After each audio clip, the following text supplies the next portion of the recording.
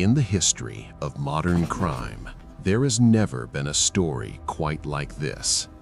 It is a story that everyone whispered about, but no one dared to speak aloud. It is a story where the villains are not hiding in the shadows. They are waving from the balconies of palaces, walking the red carpets of Hollywood, and sitting in the Oval Office. For 30 years, Jeffrey Epstein and Ghislaine Maxwell built an empire, not of products, but of flesh. They constructed a machine designed to consume innocence and churn out leverage. They turned a private island in the Caribbean into a black hole where the laws of the United States did not apply. When the judge finally ordered the unsealing of the court documents in 2024, the public expected closure. We expected justice, but what we found in those thousands of pages was a terrifying confirmation of our worst fears. We found flight logs that read like a directory of the global elite. We found banking records that implicated the world's largest financial institutions. We found science experiments that border on madness. And we found a system so corrupt that it allowed a convicted sex offender to dine with presidents years after his crimes were known. Why did it take so long? Why did the cameras malfunction the night he died? And who inherited his vault of blackmail tapes? Tonight, on The Unsealed, we are going deep. We are not just looking at the names on the list. We are dismantling the entire structure. From the intelligence agencies to the banks, from the island to the prison cell. This is the complete, terrifying, and unsealed truth of the Jeffrey Epstein scandal. Chapter 1: The Phantom Billionaire. To understand the monster, you must first understand the mask. Jeffrey Epstein was introduced to the world as a billionaire, a financial wizard, a man who only managed money for people worth more than $1 billion. But scratch the surface and the math doesn't add up. Journalists and forensic accountants have spent years looking for Epstein's trades. They found nothing. No records of brilliant stock picks, no evidence of a trading floor. So where did the money come from? The trail leads to one man, Leslie Wexner, the retail giant behind Victoria's Secret and The Limited. In the 1990s, Wexner gave Epstein, a college dropout with a mysterious past, total control over his financial life, power of attorney, the right to hire, fire, buy, and sell. Epstein took hundreds of millions of dollars from Wexner. He acquired the largest private home in Manhattan, a 9-story mansion on the Upper East Side, essentially for free. He bought planes. He bought the island. Was Epstein simply a con artist who tricked a billionaire, or was he something else? A cutout, a frontman for money that couldn't be moved through legal channels? The unsealed files hint at a relationship that goes beyond business. Epstein wasn't just managing money, he was managing secrets. And in that world, secrets are the most valuable currency of all. Chapter 2: The Recruiter, Ghislaine Maxwell. Jeffrey Epstein was the face of the operation, but the heart of the darkness was Ghislaine Maxwell. Without her, the machine would not have worked. The unsealed depositions paint a picture of a woman who was essential to the abuse. She was the daughter of Robert Maxwell, a media tycoon and a suspected super spy for the Mossad. She grew up in castles. She knew how to walk in high society, and she knew how to hunt. Survivors testified that it was Ghislaine who made them feel safe. She would approach young girls in parks, outside schools, or at art galleries. She wouldn't talk about sex. She would talk about opportunity. Do you want to study massage therapy? Do you want a scholarship? Come meet my friend Jeffrey. She was the lady of the house. She managed the schedules, she trained the staff, and according to the files, she participated in the abuse herself. The psychological manipulation was precise. Maxwell normalized the horror. She told these girls that Epstein was a king, and they were lucky to serve him. She built a wall of silence around the victims, threatening them with the power Epstein held. "Who will believe you?" she would imply. "He knows the president. You are nobody." For decades, she was right. Nobody believed them until the seal was broken. Chapter 3: The Banks and the Enablers. We often focus on the sex crimes, but we must not ignore the financial crimes that made them possible. A sex trafficking ring of this magnitude requires cash, lots of it.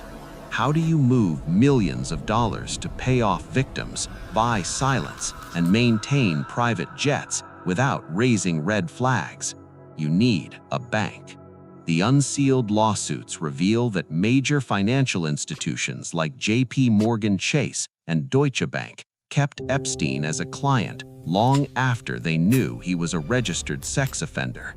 They saw the red flags. They saw the suspicious withdrawals, large amounts of cash repeatedly withdrawn, which is a classic sign of trafficking. But they didn't stop him. Why? Because he was profitable. J.P. Morgan executives joked in emails about Epstein's crimes. They visited his mansion. They knew.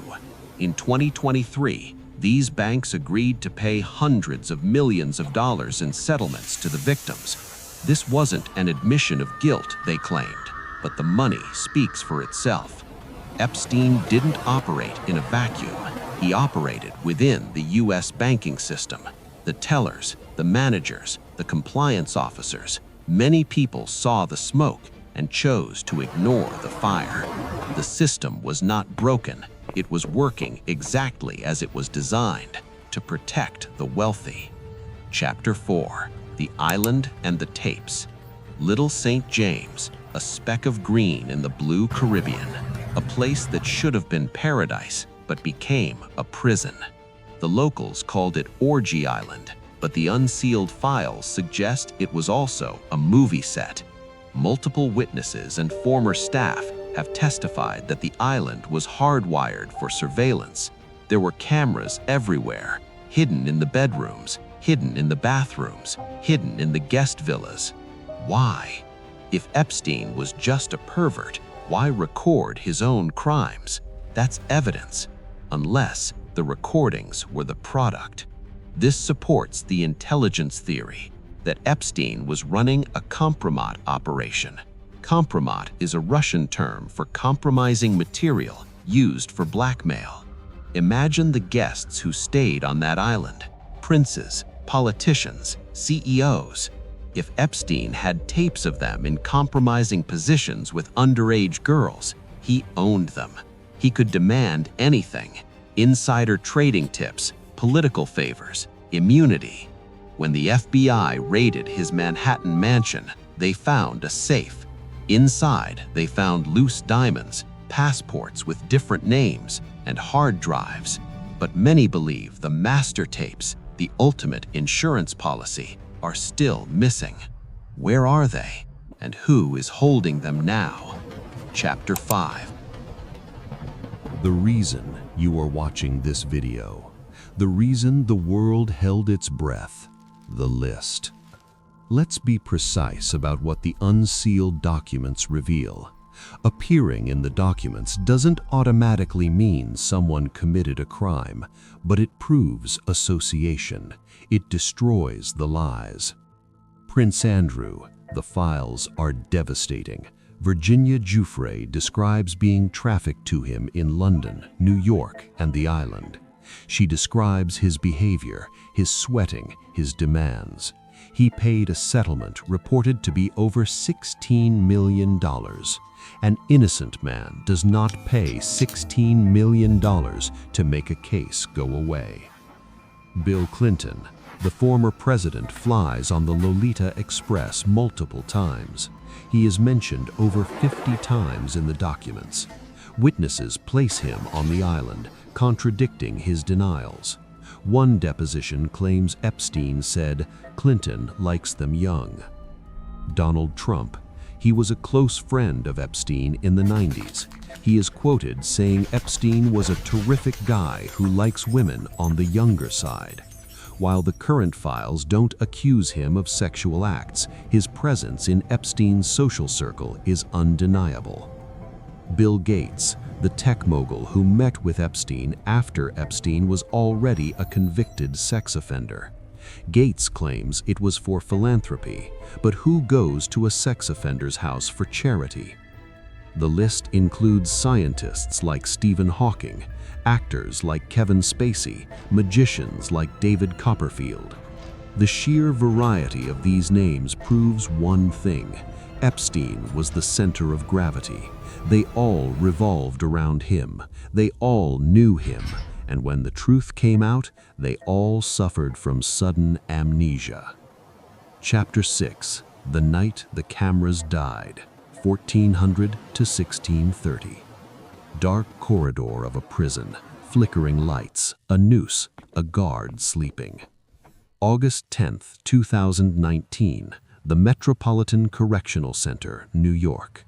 Jeffrey Epstein is the most high-value prisoner in the United States. He is supposed to be on suicide watch. He is supposed to have a cellmate. He is supposed to be checked by guards every 30 minutes. But on this night, the impossible happens. First, his cellmate is transferred out. Epstein is left alone. Second, the two guards on duty, who are overworked and understaffed, both fall asleep at the exact same time. They fail to check on him for hours. Third, and most suspiciously, the two security cameras pointing directly at his cell malfunction, both of them at the same time. When they finally check on him, Jeffrey Epstein is dead, hanging from a bedsheet. The medical examiner rules it a suicide, but Dr. Michael Baden, a world-renowned pathologist who observed the autopsy, tells a different story. He points to 3 fractures in the hyoid bone and thyroid cartilage. These fractures are extremely rare in hangings. They are, however, classic signs of homicidal strangulation. Someone wanted him dead. Or, as some darker theories suggest, someone wanted him to disappear. Whatever the truth, the result was the same. The criminal case was closed. The trial was canceled. The secrets in his head were buried with him. It was a case closed that satisfied everyone, except the public and the victims. Chapter 7: The Science of Immortality, 1630 to 1830. DNA strands, cryogenics tanks, strange diagrams, Epstein's ranch in New Mexico. There is one final bizarre chapter that most news outlets ignore. Epstein wasn't just obsessed with sex and money, he was obsessed with genetics. He donated millions to Harvard and MIT scientists. He held conferences on his island, but his goal was twisted. The files and interviews reveal that Epstein believed in transhumanism. He wanted to improve the human race. Specifically, he wanted to seed the human race with his DNA. He told scientists at his New Mexico ranch that he planned to impregnate 20 women at a time in a massive baby factory experiment. He wanted his genes to live forever. He even inquired about cryogenics, freezing his head and penis so he could be resurrected in the future. This sounds like the ramblings of a madman, but remember, the men listening to these ideas were Nobel Prize winners. They took his money. They legitimized him.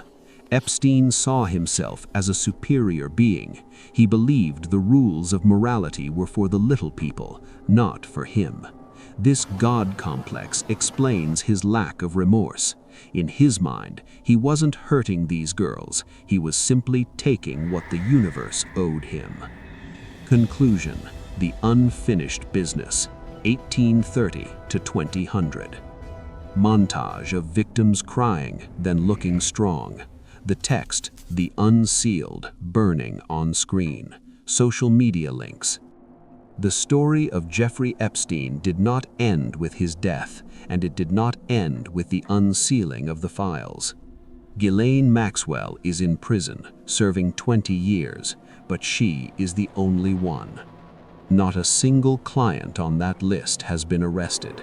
Not a single banker has been handcuffed. Not a single intelligence officer has been questioned. The system protected itself. They gave us a villain, they gave us a witch, and they told us the story was over. But we know better. The unsealed files are a window into a world that is still running. The trafficking didn't stop with Epstein. The blackmail didn't stop with Epstein. The abuse of power is a feature of our world, not a bug. We have opened the files. We have read the names. Now it is up to us to remember them, to keep asking questions, to keep demanding the truth. This is the Unsealed. We don't just report the news, we investigate the nightmare. If you want to see more deep dives into the files the media ignores, hit that subscribe button, share this video, let the algorithm know that the truth matters. Until next time, keep your eyes open.